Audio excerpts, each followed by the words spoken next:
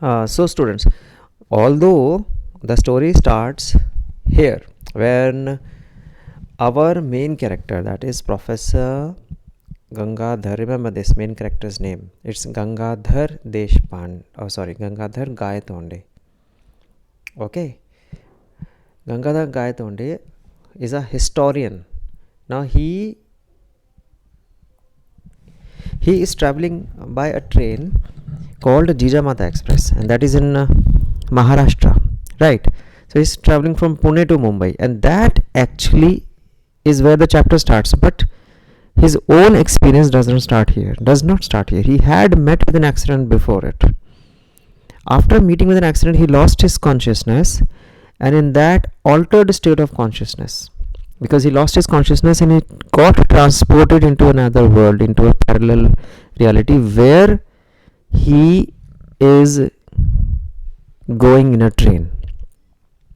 Okay, now he wants to visit Mumbai. He wants to visit his son over there in present reality. Remember this, there are actually two realities here in this whole chapter. That is where this chapter actually finds you in a little vexed position, little difficult position. Two realities. One is the present reality. Present, actually the original reality, let's call it original reality, where Deshpande exists.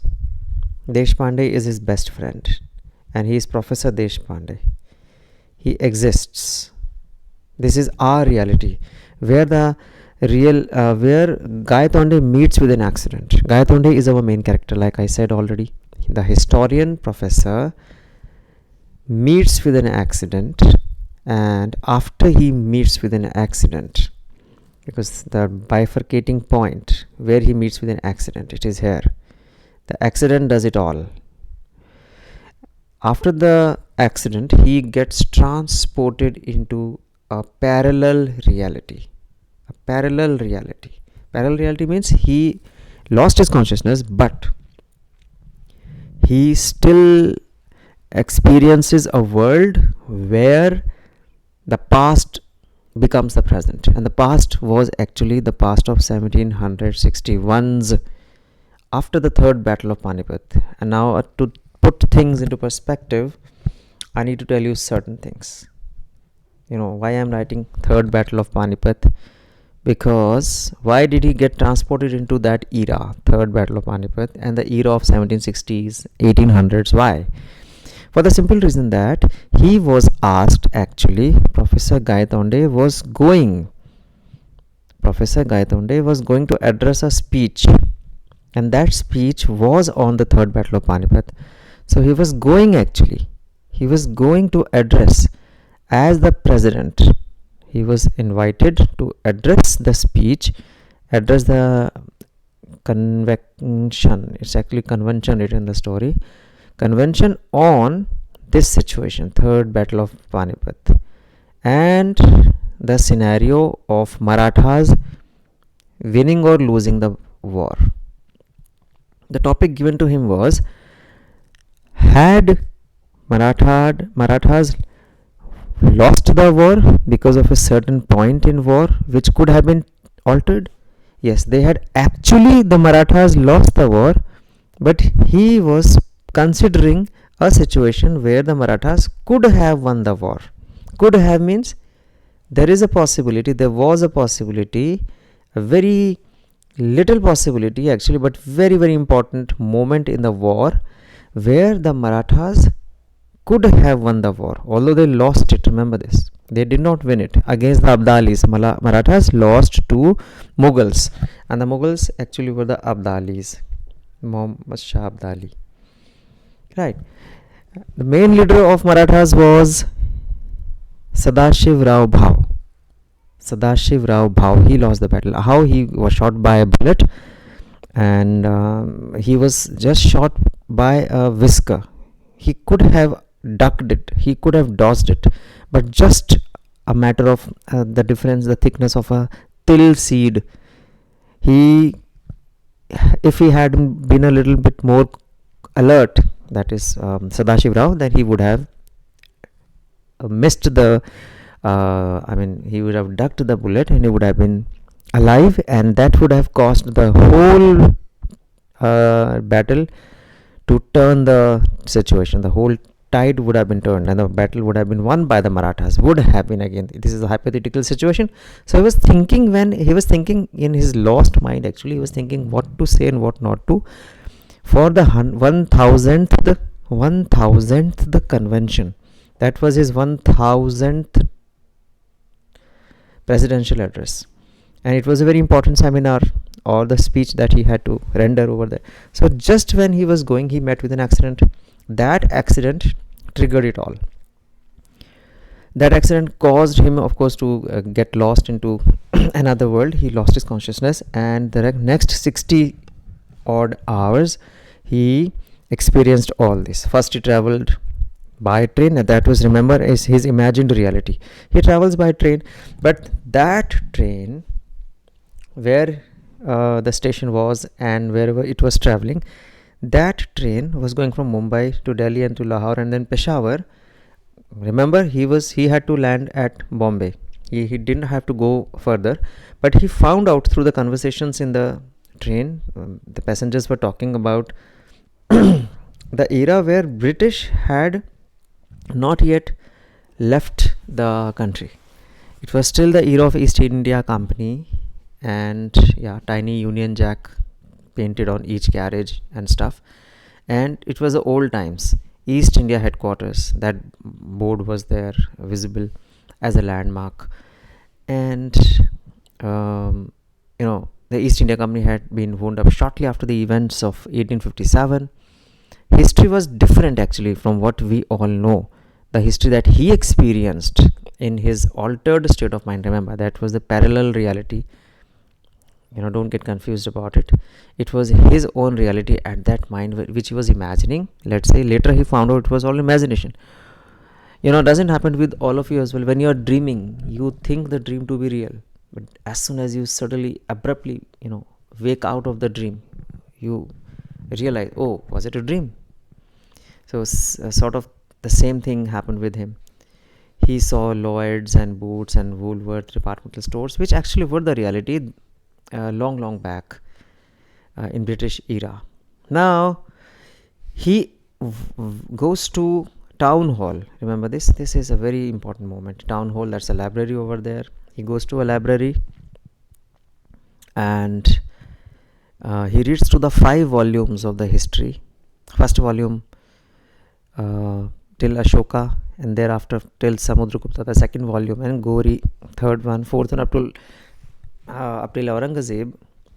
And finally, that was the 5th volume which he landed up, and that he had written himself. Actually, like I said, he was a very renowned professor of history. So that is where the whole account, as he and we all know, was altered. The account was different from what we all know. The account was this, which he reads in his different state of reality. He reads that page in the book described the Battle of Panipat, and it mentioned that the Marathas won it handsomely. Now, this is what he was about to speak on.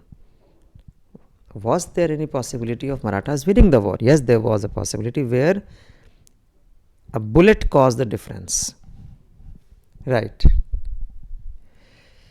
And this was, it's very important to learn that the style of writing was unmistakably his. So that raises a needle of surety, and this goes to say that he himself had written it, and he was a renowned writer as well. He himself had been the author of that account. So he read that he had written about the triumph, about the winning of the Marathas.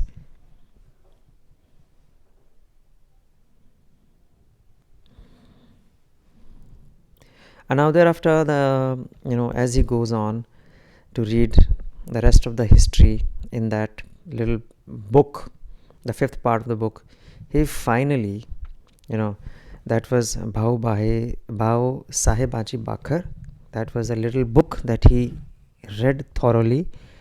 How did the Marathas win the battle? And that was the account. Actually, students, we must know that there is always a doctored or altered or a personal element of history.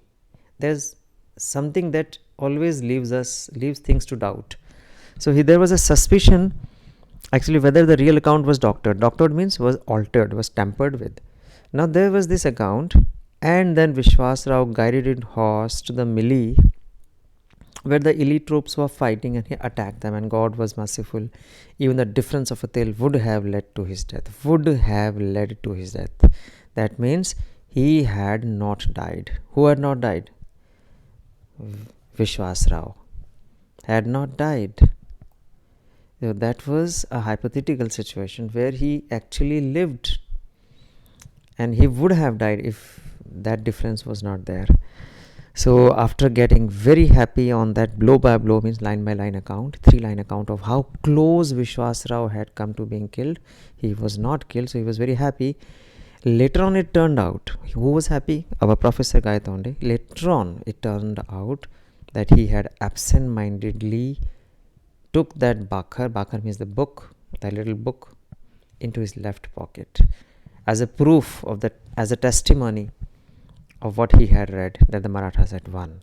And actually remember that this was what he was supposed to speak, the hypothetical situation, what would have happened, how could have Marathas won the war.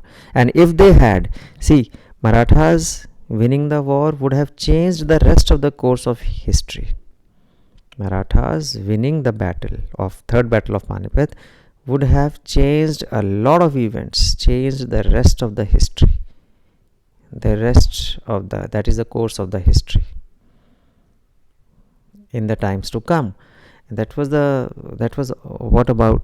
all what the speech was about. Now he imagines, actually he experiences so hard, so really he experiences, his imagination seemed to him as if it was true. Okay, he goes to have a meal, and then to Azad Maidan, where he had to deliver the speech. For speech he goes to Azad Maidan. Remember, this is important. Azad Maidan. What is Azad Maidan? Where he was supposed to attend the convention. He was invited as the president over there, but a strange thing happened. The presidential chair was unoccupied. So he goes over there and sits there, but the audience do not like it. They say, go out, leave the chair. The audience actually do not like this. So the chair is symbolic, don't you know? And they threw him out. See, they bodily threw him out. It's clearly written over here. The audience swarmed on the stage to eject him bodily. And Gangadhar was nowhere to be found. When they threw him out of the stage, he should have been found somewhere, but he was not. Now, here is where I want to remind you of that accident. Don't you think that the blow of the accident perhaps translated into the blow at the stage? So actually in this reality, let's talk in the terms of this reality, that is our reality before the accident, and that reality after the accident. Remember, this is the bifurcating point. Accident is the meeting point of this reality and that reality. That reality what he experiences after getting unconscious. So is this reality of meeting with the accident not similar? Is it not similar to that reality of being thrown out and beaten by the audience? They showered tomatoes and eggs on him and they threw him out of the stage. Yes. Later on, very curious to know what actually had happened, because he was nowhere to be found either at the accident site or even at the stage at Azad Maidan. So where was he? He came back and he went to Rajendra Deshpande, told him all about what had happened at the Azad Maidan. Remember, he never said about the accident. He simply told him about Azad Maidan and the strange thing that happened and the tragedy that he was subjected to. Rajendra Deshpande initially could not understand, but later, on a little bit more interrogation, he understood that there are two theories working here, which is what brings us to the explanation of the experience. catastrophe theory, number one, and the second theory was the lack of determinism. Rajendra Deshpande explains them again. Determinism, that is a quantum mechanics in quantum theory. It's a little complicated theory in physics, but you will understand that in context of this story. See, catastrophe theory, which Gayatonde also knew about. Now a strange fact comes out. Gayatonde, at the moment of accident or before the accident, till he met with an accident, he was thinking of two things. Actually one, but let's relate it. He was thinking of the third battle of Panipat, as we already discussed, battle of Panipat, and how the outcome would have been different. How Marathas could have won. And he was thinking of the catastrophic moment in the battle. How the outcome could have been different? By way of a catastrophic moment. There must have been some moment which led to the defeat of the Marathas. So he related this catastrophic theory with the third battle of Panipat. Okay, that is where he met with an accident. And the catastrophic moment was the bullet which actually got into the head of Maratha king. If he had been a little bit more cautious, the bullet would have missed him. But he was thinking of catastrophic theory. He was trying to justify the different conclusion of the battle through the use of catastrophe theory. And Rajendra immediately understood what happened actually. He later on explains कि when you slipped the bakhar in your pocket and when you went to the library, you simply were following that catastrophic moment in your mind, and it was all an imagination. So you actually didn't experience it. It happened in your mind. You were in one world which was different from your previous world. But you were not time traveling. No. You were not in past or future. You were in present. Later he explains as well. The present has many worlds in it. Now it has got one world. Either you can be in one world or you can be in another world. It all depends how the electrons, the neurons in your head jump. And a trigger has to be there. A stimulus from outside, heavy stimulus has to be there. So that was the stimulus in this case was accident that he met with. Now here Vishwasrao guided his horse and the elite troops were fighting and he attacked them and God expressed his displeasure. He was hit by the bullet. That is Gangadhar's own copy of Bhau Sahibachi Bakhar, where this account exists in our world. But what he brings is a torn of page. He tells Mr. Rajendra Deshpande, he says, Deshpande, I have got a torn page out of that book which I read in the library at town hall. I actually had slipped it in my pocket, and I wanted to return it the next day, but that next day never came. I came back to my own world. I don't know that world. Was it different from this world in which I am talking to you? Remember, this is the original world where Deshpande exists. His friend exists. So, but I got a proof, and it has this evidence which I want to prove to you, and the evidence is this. He shows him. Rajendra read it. It described how Vishwasrao narrowly missed the bullet and how that event, taken as an omen by the Maratha army, turned the tide in their favor. That means here the Marathas win, because the whole of the morale of the troops depended upon the king's survival. King was alive. He survived. So the morale boosted. Morale of the army really went up, and they won the war. And the original account is different. So Gayatonde simply was perplexed, and now Deshpande gets him into these two theories. One is catastrophic theory, and the other is the lack of determinism theory, which I am bringing you to here. He explains it, you must read it line by line, and he relates it with physics, atoms, and then constituent particles. Electrons, you never know where they could be, even if they are directed at a certain speed and velocity. So if you fire an electron, you never know where it will end up. But if I fire a bullet, I can be tell it with a bit of surety, a lot of surety, where it will end up at a given speed and direction. But there is a lack of determinism.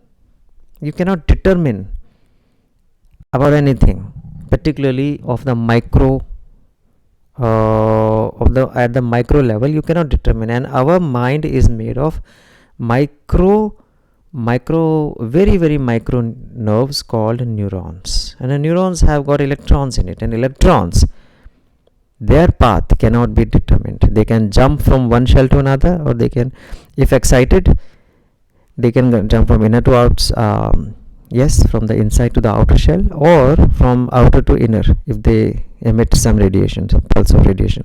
So that's all physics, you need not go too much into it, students. So finally he says, my theory is that the catastrophic situations, this is Deshpande, the physicist. He says my theory is that catastrophic situations offer radically different alternatives for the world to exist. You can experience only one at a time, not two together, and that was exactly what happened to you. You made a transition. For 2 days you were in another world, and you come back to your the previous world, but you never travel to the past or the present. You were in the present all the while, but the present has got many worlds. In this particular case, the present has two worlds, one before the accident and the other after the accident. And the miracle is you have come back to the previous world, and now here I am talking to you. So that's also the mystery. And now he says, would you go back to the 1000th speech to address? Now Gangadhar says, Deshpande, I cannot go over there since I already have attended my 1000th address. This only goes to mean that Gangadhar Gaitonde, the professor of historian, experienced this 1000th address at Azad Maidan so hard and so realistically that he says, I have refused to go to the organizers and address the meeting now, because I don't think I can do that again. I already did it. Whereas the reality is, and as our physicist Deshpande tells, that it was not a reality, it was an imagination. But Gangadhar Gaitonde just refuses to believe it. He is still in that trance, where he experienced it so deeply, the Azad Maidan episode and the library episode and the Jijamata train episode, so deeply that he considers it a reality. Okay, thank you.